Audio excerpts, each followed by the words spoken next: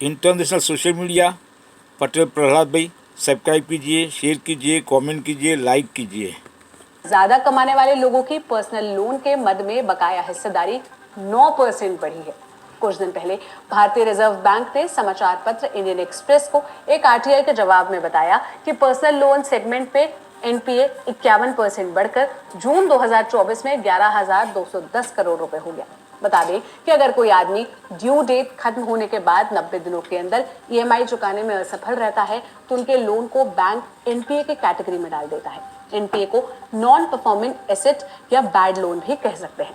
Personal loan segment में NPA बढ़ने की खबर ऐसे समय में आई है जब सभी बैंक इस बात को लेकर अपनी पीठ ठोक रहे हैं कि उन्होंने अपना कुल एनपीए घटाने में काफी हद तक सफलता पाई है। रिजर्व बैंक की तरफ से जारी आंकड़ों के मुताबिक मार्च 2022 में बैंकों का कुल एनपीए 6.97 लाख करोड़ रुपए का करीब 7% के आसपास था, लेकिन मार्च 2024 तक इन बैंकों का एनपीए घटकर 4,56,000 करोड़ रुपए पर आ चुका है। माने बैंकों पर कुल एनपीए घटकर 3% से भी नीचे आ गया है। आगे समझेंगे कि मिडिल क्लास पर कर्ज का बोझ क्यों बढ़ रहा है, लेकिन पहले पर्सनल लोन क्या है और लोग पर्सनल लोन को तहरीज क्यों देते हैं, ये समझते हैं। पर्सनल लोन ऐसा कर्ज है जिसमें उधार लेने के लिए कर्ज लेने वाले आदमी को अपनी किसी चीज को गिरवी रखने की जरूरत नहीं होती, इसलिए इसे अनसिक्योर्ड लोन कहते हैं। पर्सनल लोन व्यक्ति की इनकम के हिसाब से दिया जाता है। आमतौर पर पर्सनल लोन देने वाला बैंक कर्ज लेने वाले आदमी की इनकम, क्रेडिट स्कोर और अगर पहले कोई लोन चुकाया है ये देखकर पर्सनल लोन देते हैं। लोग जरूरत पड़ने पर इसलिए पर्सनल लोन लेते हैं क्योंकि ज्यादातर बैंक पर्सनल लोन देते समय ज्यादा पेपर वर्क नहीं कराते, यानी लोन फटाफट मिल जाता है। होम लोन की तरह पर्सनल लोन में इस बात की बाध्यता नहीं रहती कि उस पैसे का इस्तेमाल कहाँ करना है। मतलब ये है कि अपने जरूरत के मुताबिक कहीं भी खर्च कर सकते हैं, जैसे कि बच्चों की फीस जमा करने में या फिर इलाज वगैरह कराने में। लेकिन अब समझते हैं कि मिडिल क्लास पर कर्ज का बोझ क्यों बढ़ रहा है। इसे समझने के लिए देश की आर्थिक ग्रोथ यानी जीडीपी को समझना काफी जरूरी है। दूसरी तिमाही में भारत की आर्थिक विकास दर 7 तिमाहियों में सबसे धीमी रही। चालू वित्त वर्ष की दूसरी तिमाही यानी जुलाई से सितंबर के बीच भारत की जीडीपी ग्रोथ 5.4% रही। आर्थिक ग्रोथ में गिरावट की वजह मिडिल क्लास की घटती खपत को बताया गया। इसके बाद मिडिल क्लास की मुश्किलों को लेकर चर्चा शुरू हो गई। मीडिया रिपोर्ट्स में कहा जा रहा है कि आम बजट में सरकार मिडिल क्लास को इनकम टैक्स में छूट समेत कई रियायतों का ऐलान कर सकती है। दरअसल रोजमर्रा का सामान बनाने वाली यानी एफएमसीजी कंपनियों के बिक्री के आंकड़े देखें तो पता चलता है कि शहरों में इन कंपनियों के प्रोडक्ट्स कम बिक रहे हैं। मतलब एफएमसीजी कंपनियों की शहरों में खपत काफी घटी है। कई मीडिया रिपोर्ट्स में इस बात का दावा किया जा रहा है कि शहरी मिडिल क्लास को काफी मुश्किलों का सामना करना पड़ रहा है। बिजनेस स्टैंडर्ड की रिपोर्ट बताती है कि पिछली 8 तिमाहियों में मसलन वित्त वर्ष 2022-23 की तीसरी तिमाही से 2024-25 की दूसरी तिमाही के दौरान फूड इन्फ्लेशन 7% के आसपास रहा। महंगाई के अलावा मिडिल क्लास की परेशानी का दूसरा बड़ा कारण है लोगों की सैलरी उतनी नहीं बढ़ी जितनी रफ्तार से कंपनियों का मुनाफा बढ़ा है। ऊपर से कर्ज की दरें काफी ज्यादा बनी हुई है। मोतीलाल ओसवाल फाइनेंशियल सर्विसेज के आंकड़े बताते हैं कि भारतीय परिवारों पर कर्ज की किश्त अदा करने का बोझ वित्त वर्ष 2023-24 में बढ़कर 12.4% पर पहुंच गया है। यह आंकड़ा वित्त वर्ष 2018-19 में 10.8% था।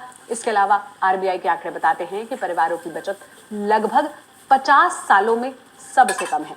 इन आंकड़ों से पता चलता है कि लोगों की कमाई के साथ बचत घटी है, इसलिए लोग न सिर्फ अपने खर्चे घटा रहे हैं बल्कि अपनी जरूरतों को पूरा करने के लिए महंगे कर्ज का सहारा ले रहे हैं। मिडिल क्लास पर कर्ज का बोझ क्यों बढ़ रहा है, इसे और अच्छे से समझने के लिए हमने फाइनेंशियल एक्सपर्ट शरद कोहली से बात की।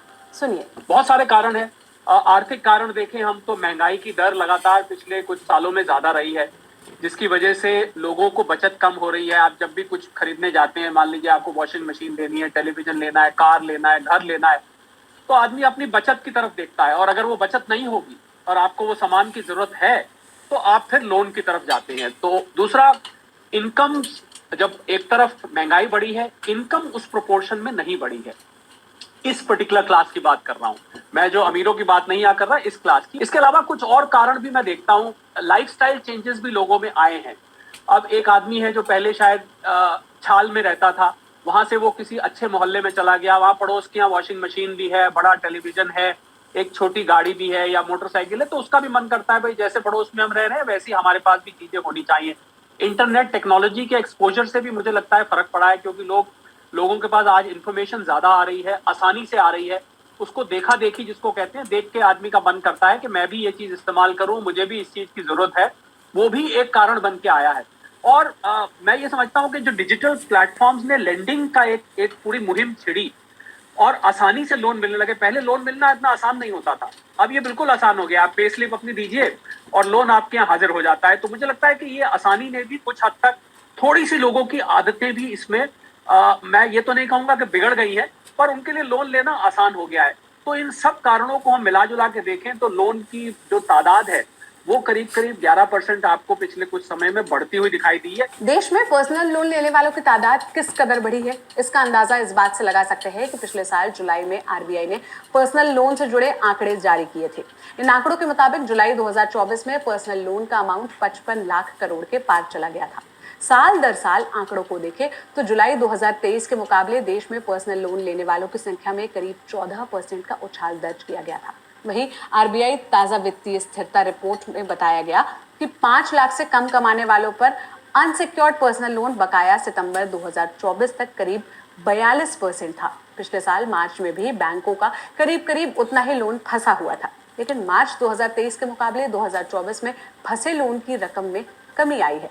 मार्च 2023 में 5 लाख से कम कमाने वाले लोगों पर अनसिक्योर्ड बकाया लोन 52% से भी ज्यादा था। और सिर्फ पर्सनल लोन ही नहीं, बड़ी तादाद में गोल्ड लोन का बकाया भी समय पर नहीं चुकाया जा रहा है। इंडियन एक्सप्रेस में छपी एक रिपोर्ट में आरबीआई के आंकड़ों के हवाले से बताया गया कि जून 2024 तक गोल्ड लोन की एनपीए में 30% का उछाल देखने को मिला।